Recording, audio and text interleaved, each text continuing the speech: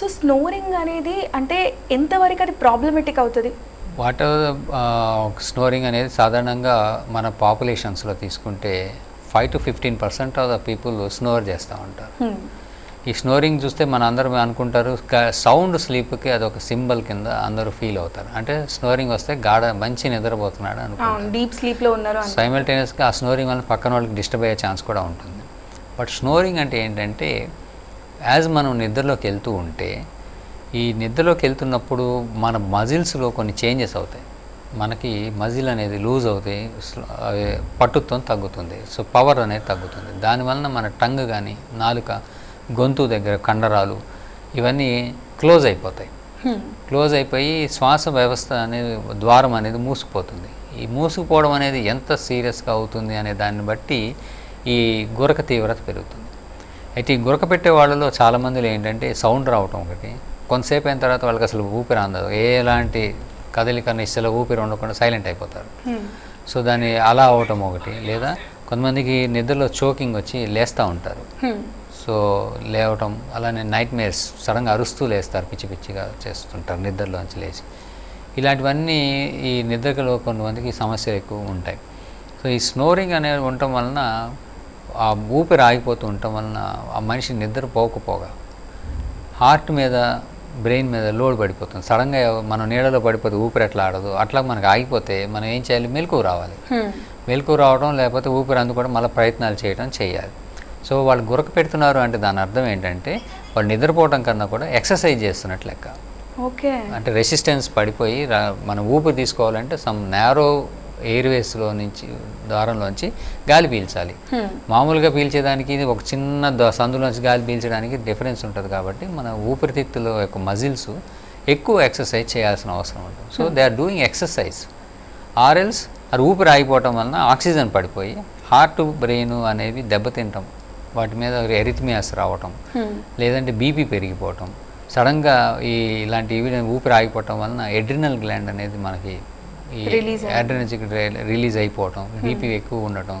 కొంతమందికి ఈ గురకన వాళ్ళు లేచిన బీపీ మందులు వేస్తున్నా కూడా నిద్రలో బీపీ కంట్రోల్కి రాదు. ఎందుకంటే ఆ కెమికల్స్ ఏవైతే రాత్రి నిద్ర రిలీజ్ అవుతాయో డే అంతా కూడా మన సర్క్యులేషన్లో ఉంటాయి, వెంటనే అవి తీసేయబడవు. ఈ సర్క్యులేషన్లో ఈ హార్మోన్స్ ఉండటం వలన అది బీపీ ఎక్కువగానే చూపిస్తూ ఉంటుంది. వాళ్ళు మందులు వేసినా నెక్స్ట్ డే నైట్ ఆ హార్మోన్స్ వస్తాయి, ఆ మందుల కన్నా అవి ఎక్కువ పనిచేస్తాయి. సో ఇలాంటి సమస్యలు 2-3 మందులు వేస్తున్న బీపీ తగ్గకపోతే కారణం ఒకసారి ఈ గురక అవ్వచ్చు. సో వాళ్ళకి ఏంటంటే అసలు వాళ్ళు నిద్రపోరు. సో పూర్తిగా ఒక సైకిల్ అనేది కంప్లీట్ అవ్వదు వాళ్ళకి. అంటే ఇప్పుడు గురక పెడుతున్నంత సమయం అంతా కూడా వాళ్ళు నిద్రపోనట్టే లెక్క.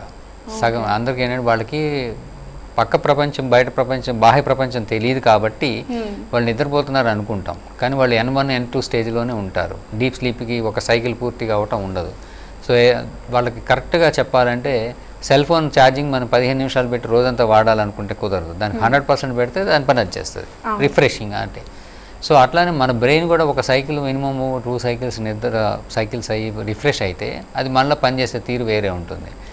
అలాగే ఆ నిద్ర వలన వచ్చే రెస్ట్ హార్ట్కి కానీ బ్రెయిన్కి కానీ రిఫ్రెష్ అవ్వటం కానీ, మెమరీ ఇంప్రూవ్ అవ్వటం కానీ, లేకపోతే అదర్ ఎరిథమియాస్ హెల్త్ ఉండటం కానీ అవన్నీ గురక పెట్టే వాళ్ళకి అందకపోగా వాళ్ళకి ఎరిథమియాస్ రావటం ఇవన్నీ జరుగుతాయి.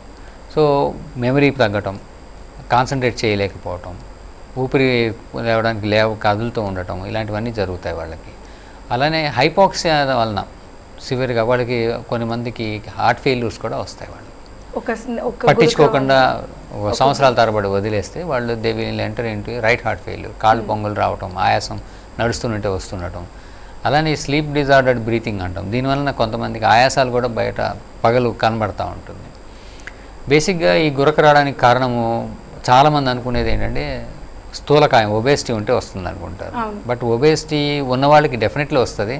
అలానే ఒబేసిటీ లేని వాళ్ళకి కూడా ఇది వస్తుంది గురక. It depends on the muscle tone.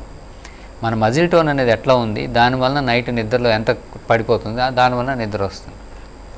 అయితే ఈ టోన్ పడిపోవటం వలన ఊపిరాగటం అనేది చాలామందికి జరుగుతూ బయటికి శబ్దం రాకపోవచ్చు గురక. అలా కూడా కొంతమంది ఉంటారు. అంటే శబ్దం లేకుండా పెట్టే గురకలు కూడా non snoring obstructive sleep apnoea అంటాం. సో ఇవన్నీ కాంబినేషన్స్లో ఉంటాయి. కాబట్టి ఎవరికైనా లక్షణాలు కనబడతాయి.